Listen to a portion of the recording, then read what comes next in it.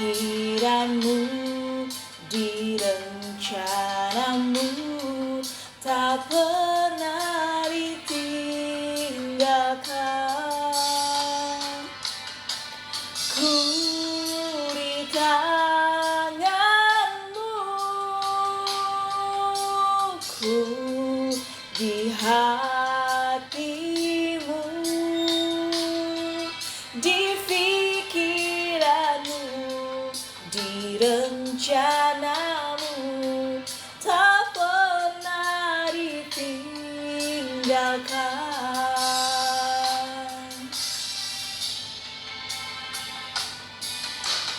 Ku di tanganmu,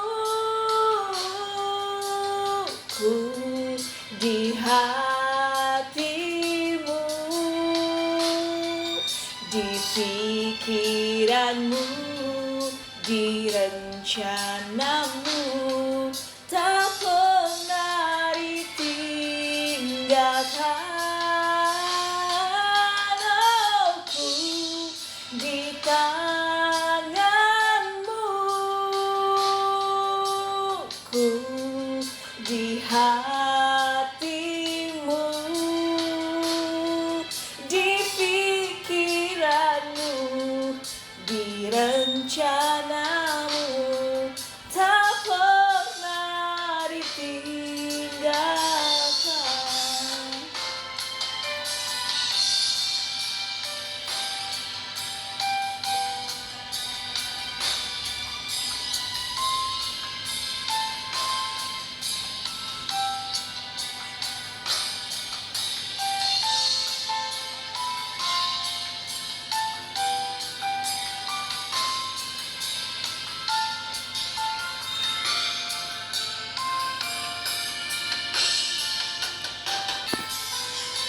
Shalom semua, kita selalu di dalam tangan-Nya Tuhan karena Bapa mengasihi kita apa adanya. Amin.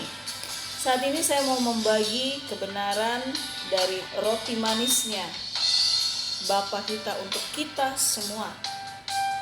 Dibukakan dari Mazmur 40 ayat 12. Satu ayat aja. Engkau Tuhan, janganlah menahan rahmat-Mu daripadaku. Kasih-Mu dan kebenaran-Mu kiranya menjaga aku selalu. Amin. Kalau dicari arti secara simpelnya, rahmat bisa diartikan itu adalah belas kasih dari Tuhan, kebenaran dari Tuhan. Amin. Jadi di dalam kasih-Nya Tuhan, itulah ada kebenaran. Itu bersamaan. Dalam kasih-Nya ada kebenarannya. Kebenaran firman-Nya itu wujud kasih-Nya buat kita. Itu wujud rahmat-Nya buat kita. Itu wujud anugerah-Nya buat kita. Jadi mari kita merindukan selalu rahmat, yaitu belas kasih dan kebenaran Tuhan yang menjadi perisai kekuatan kita setiap saat. Lebih dari kita merindukan segala berkat-berkat dari Tuhan yang hanya sebenarnya untuk memuaskan nafsu kita sesaat. Kita memiliki banyak keinginan, sudah pasti. Karena kita adalah manusia yang memiliki keinginan. Tapi di sini Tuhan ingatkan kita, ayo lebih kita inginkan, lebih kita rindukan kasih dan kebenaran Tuhan yang tidak akan bisa dikalahkan oleh apapun dan tidak akan bisa disandingkan dengan kasih siapapun. Dan yang terpenting, di dalam kasih dan kebenarannya ada kuasa yang bisa membelah lautan, yang bisa memindahkan kita dari kutuk maut ke kehidupan kekal itu hanya melalui kasih dan kebenaran Tuhan. Tidak ada yang bisa memberikan kasih dan kebenaran seperti dari Bapa kita. Amin. Jadi kasih dan kebenaran Tuhan yang menjadi pagar yang sesungguhnya, yang selalu atau yang memberi kekuatan kepada kita supaya kedepannya, sehari-harinya, dalam keseharian kita dimampukan untuk bisa jaga hati, jaga pikiran. Halo, Lita Gembira. Dilanjutkan jaga perkataan dan jaga sikap kita.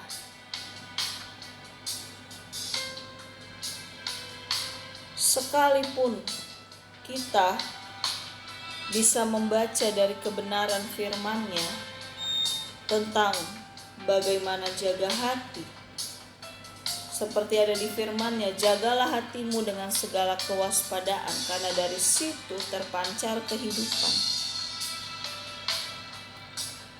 Tapi kalau kita hanya tahu kebenarannya, tetapi kita tidak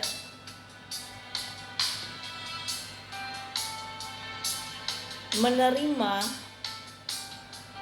kebenarannya adalah wujud kasih-Nya buat kita, kita hanya takut gak jaga hati daripada nanti kena hukuman dari Tuhan. Jadi di sini saya juga dibukakan, kita setelah mengetahui kebenaran firman-Nya, biarlah kita lihat kebenarannya itu adalah cintanya buat kita. Adakah yang menolak cinta? Adakah yang menolak kasih?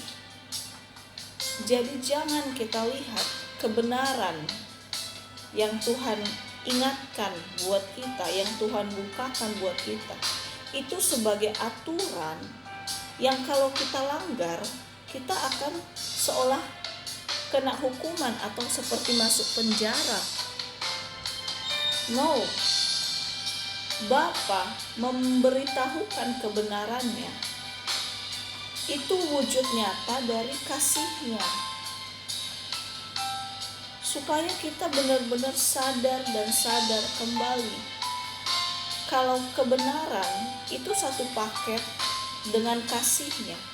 Karena di dalam kasih-Nya makanya muncullah kebenaran itu, dan kebenaran itu kita terima bukan karena kita takut dihukum kalau tidak menerima kebenaran itu, tapi karena kita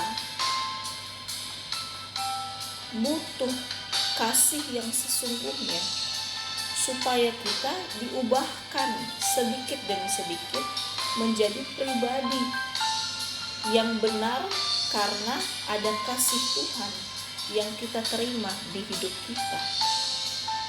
Amin. Terus jaga pikiran.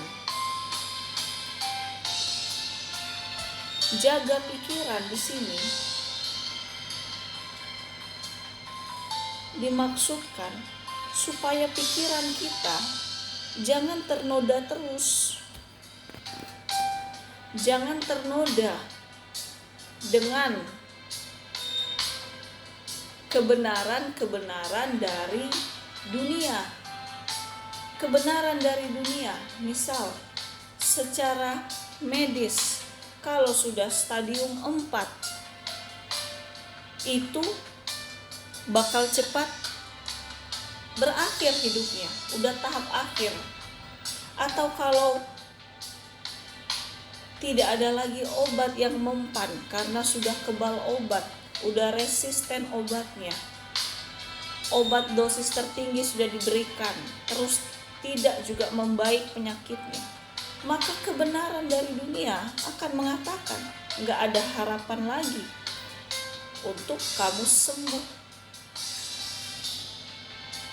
Terus misal sedang dililit hutang, gak ada yang bisa tolong, tiba-tiba diberhentikan dari pekerjaan.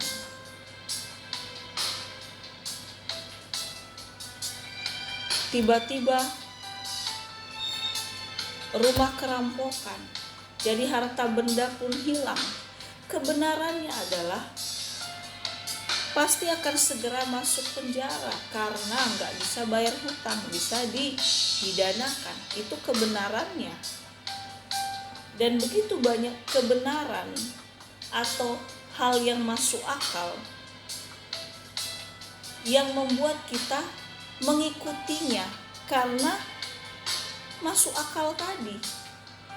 Tapi ayo, di sini apapun, betapa tajamnya pun kebenaran dunia, fakta-fakta dunia menusuk pikiran kita, menusuk otak kita untuk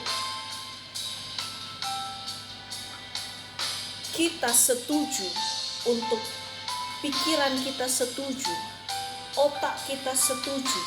Kalau benar, aku akan mengalami demikian karena sudah begini secara dunia. Yang tadi dikatakan akan segera meninggal karena udah stadium 4, kalau kita iakan. Terus kalau gak ada lagi obat yang mempan, udah habis obat, kalau kita iakan. Terus kalau gak bisa bayar hutang karena semua udah hilang, kalau kita iakan, maka sama artinya Tuhan gak ada di otak kita lagi, gak ada di pikiran kita lagi. Jangan hanya kata-kata atau bilang puji Tuhan hanya dari bibir, di otak kita pun kita harus memuji Tuhan, kita harus ingat Tuhan.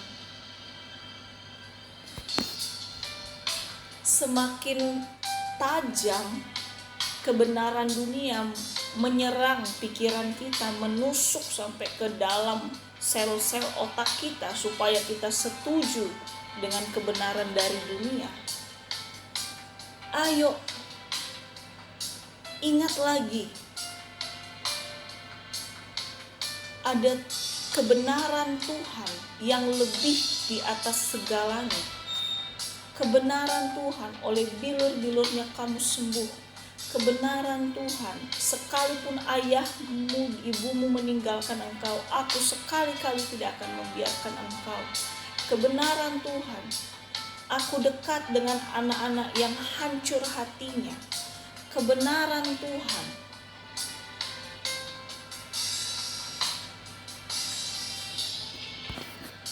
wanita perdarahan 12 tahun yang tidak bisa disembuhkan, sembuh seketika ketika menjamah jubah Yesus. Itulah beberapa kebenarannya yang nyata dan pasti tetap berlaku sampai detik ini. Tuhan berkuasa bukan hanya di masa lalu, bukan seperti obat, ada masa expirednya. Bukan seperti barang-barang mewah, ada masa hitsnya, setelah itu ada lagi yang hits terbaru. Bukan seperti elektronik, ada masa-masa di mana yang terbaru, setelah itu berjalan waktu akan menjadi yang terbelakang, ada lagi yang baru. Kasih Tuhan, kebenaran Tuhan tetap up to date kok, tetap Pentium terbaru kok, ibarat komputer, tetap fresh kuasanya kok, tidak busuk. Bukan seperti makanan ada kadaluarsanya. Jadi mari, sekalipun kebenaran secara dunia dan sesungguhnya itu benar adanya, tapi mari secara pikiran, otak, jangan kita anggap itu 100% masa depan kita. Karena masa depan kita hanyalah di tangan Tuhan. Amin. 99,99% seolah pasti kita alami. Tapi 100% Tuhan bisa bilang kamu tetap punya masa depan. Kamu tetap bisa dipulihkan, kamu tetap bisa diselamatkan. Tidak ada yang mustahil untuk Tuhan ubahkan. Tapi kalau pikiran kita mengiyakan 100%, kebenaran atau fakta nyata yang dunia katakan, maka kembali lagi apa yang kamu imani itulah yang terjadi. Apa yang kamu percaya secara pikiran itu juga yang terjadi, karena itu memang ada di firman-Nya Tuhan. Tapi ayo, Tuhan bilang di sini, kasih-Nya lebih dari hidup. Kebenarannya lebih dari kebenaran apapun. Halo. Jadi mari jangan kita lumpuhkan pikiran kebenaran tentang janji Tuhan di hidup kita. Oke, kita bisa mendengar fakta-fakta itu, tapi pikiran kita harus tetap percaya Tuhan sanggup dan Tuhan selalu memberi masa depan terbaik. Apapun yang telinga kita bisa dengar, sebatas itu aja. Jangan pernah mengimani kebenaran dari dunia.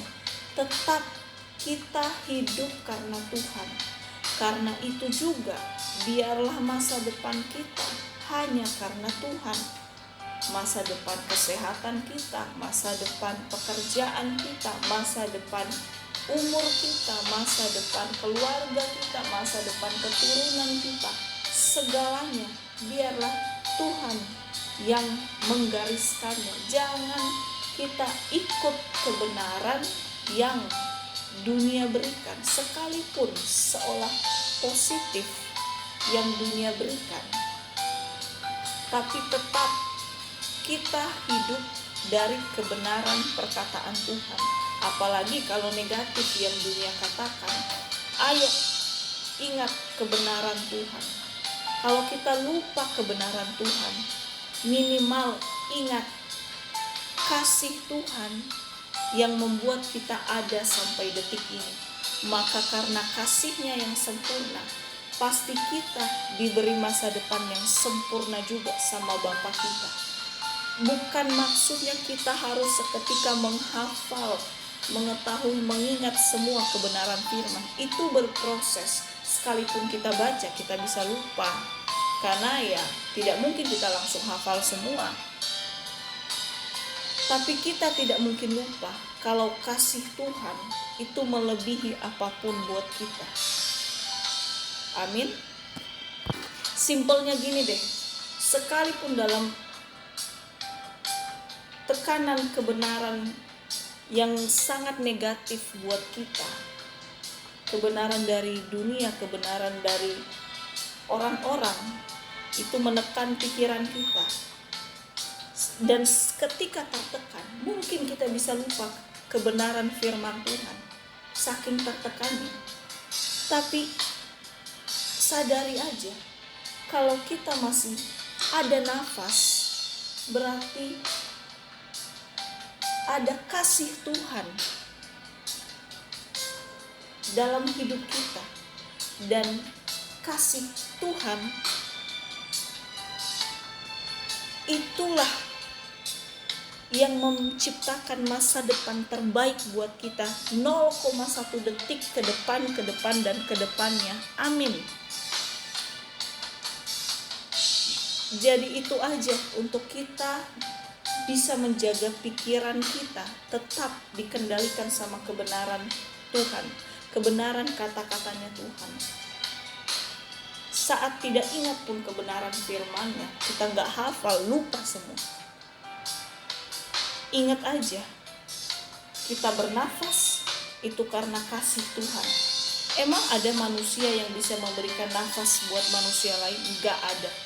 Teknologi manapun tidak ada dan tidak akan pernah bisa ada.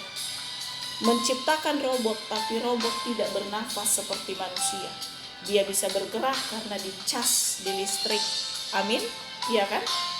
Jadi setertekan apapun fakta kebenaran dari dunia ingin meracuni, melumpuhkan kebenaran dan kasih Tuhan yang kita ingat, dan kita lupa seketika kebenaran Tuhan karena betapa tertekannya kebenaran. Seperti tadi stadium 4 pasti mati. Setelah itu bisa saja pikiran langsung amburadul, kebenaran dari firman hilang semua, kayak terkikis semua sama kebenaran yang kita izinkan, kita fantasikan di pikiran kita.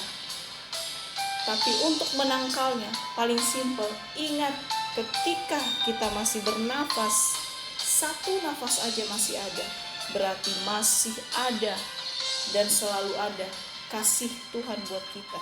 Dan kasih Tuhan itulah yang membuat kita memiliki masa depan terbaik. Amin. Dan percaya aja, masa depan yang Tuhan berikan ke kita itu adalah terbaik, tersempurna, terdamai sejahtera, dan kekal selamanya. Amin. Jadi kebenaran dunia boleh ada, tapi biarlah kita pegang kebenaran dari janji Tuhan. Karena dalam kebenarannya ada kasihnya, dan karena kasihnya kita masih ada sampai detik ini. Kita ada bukan karena siapa-siapa, karena kasih Tuhan buat hidup kita. Amin. Mari jaga pikiran atas dasar kasih dan kebenaran Tuhan. Kemudian jaga perkataan.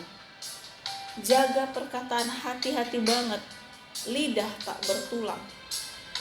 Jaga perkataan, jaga bibir.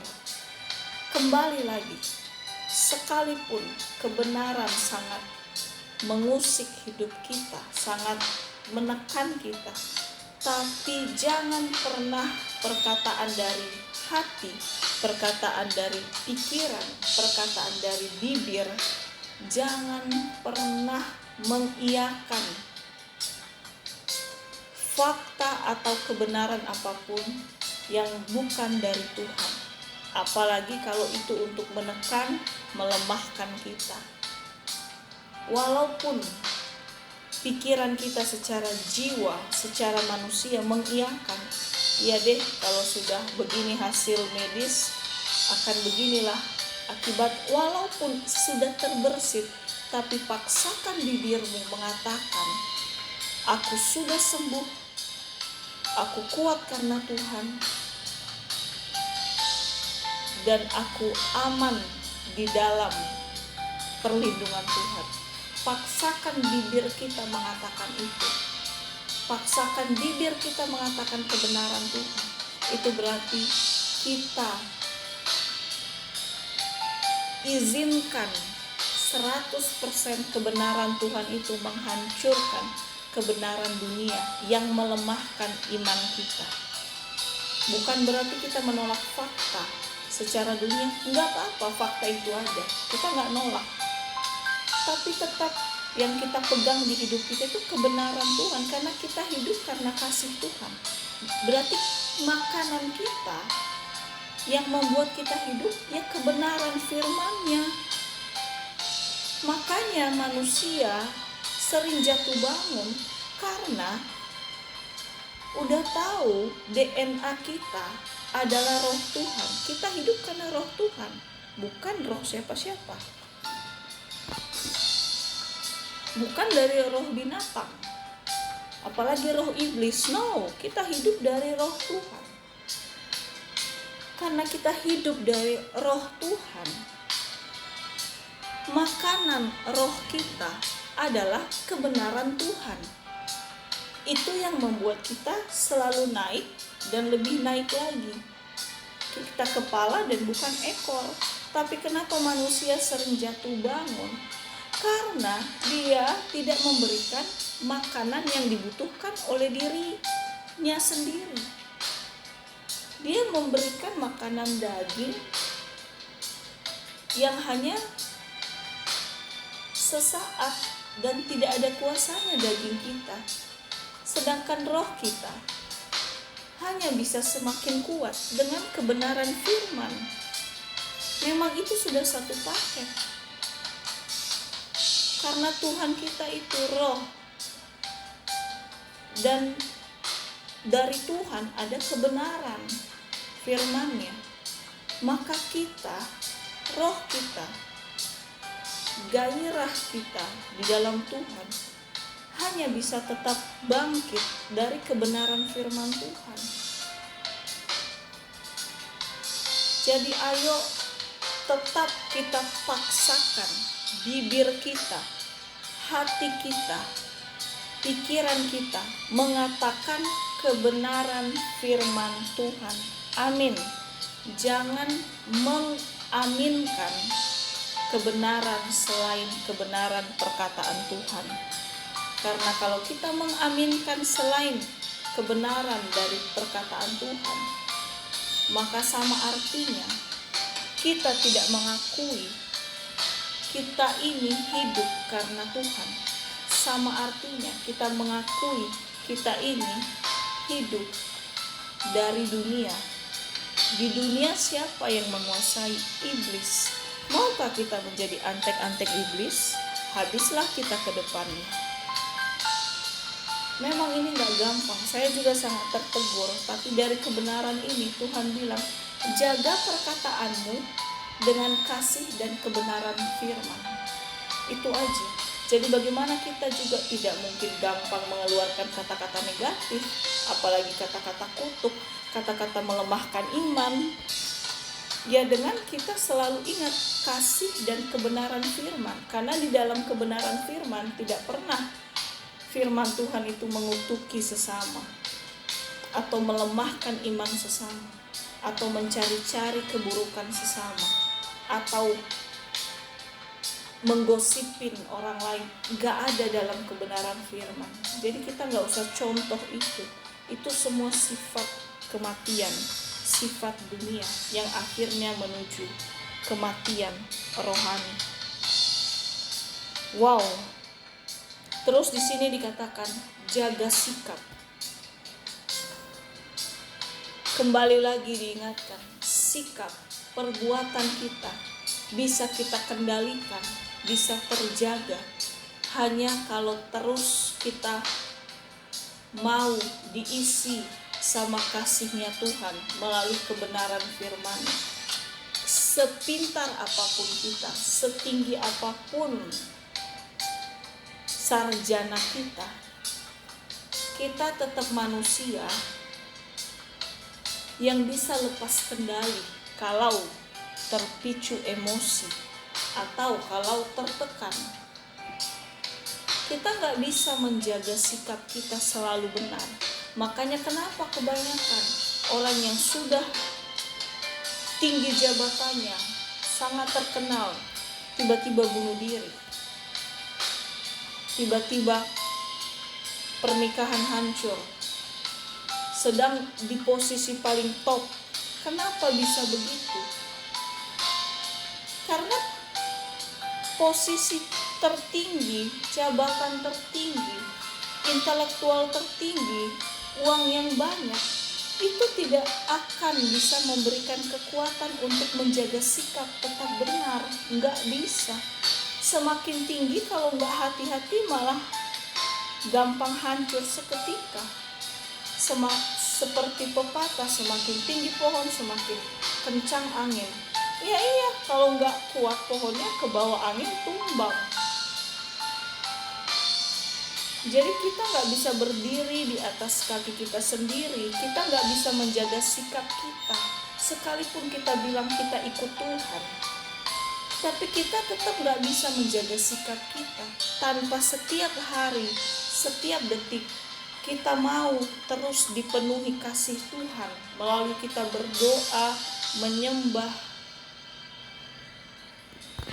terus mengingat kebenaran-kebenaran firman Tuhan dalam hati, pikiran, hidup kita. Itu yang bisa membuat sikap kita, perbuatan kita terpancar sesuai apa yang kita ingat di hidup kita. Kalau kita ingat kasih-Nya Tuhan, maka akan terpancar. Minimal kita akan diberikan kekuatan untuk lebih sabar, diberikan kekuatan untuk tidak egois, diberikan kekuatan untuk tidak munafik, dan semualah apa yang sifat-sifat udah lumrah dimiliki oleh dunia, oleh orang-orang. Kalau tidak sesuai kebenaran, Tuhanlah yang bisa mengubah sikap kita. Kasihnya. Jadi kasihnya itu, kalau dikatakan doa adalah nafas hidup orang percaya. Kalau di sini dibukakan malah kasihnya, itu nafas hidup kita. Kita gak akan hidup tanpa kasih Tuhan. Dan kita gak punya masa depan tanpa kasih Tuhan. Itu nafas hidup kita, kasihnya.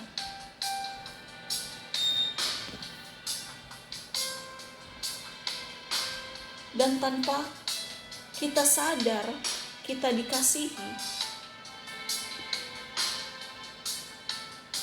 tanpa kita rasa kita dikasihi, bisa aja kita berdoa itu hanya karena takut daripada gak diberkati, takut daripada nanti gak selamat dalam perjalanan. Seperti doa kebanyakan hanya sebagai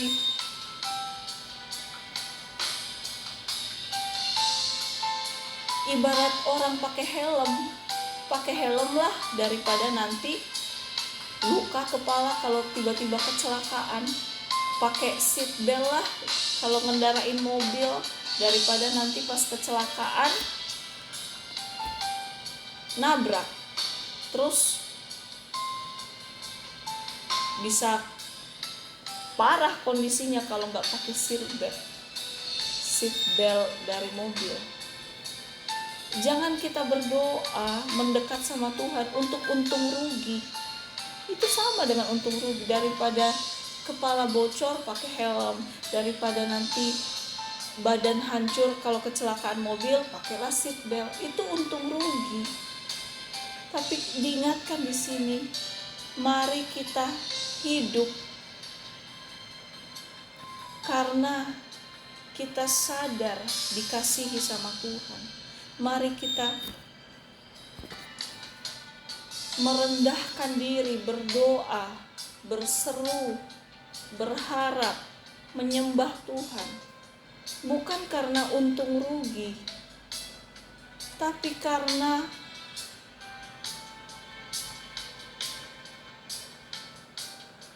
hidup kita hampa tanpa kasih Tuhan.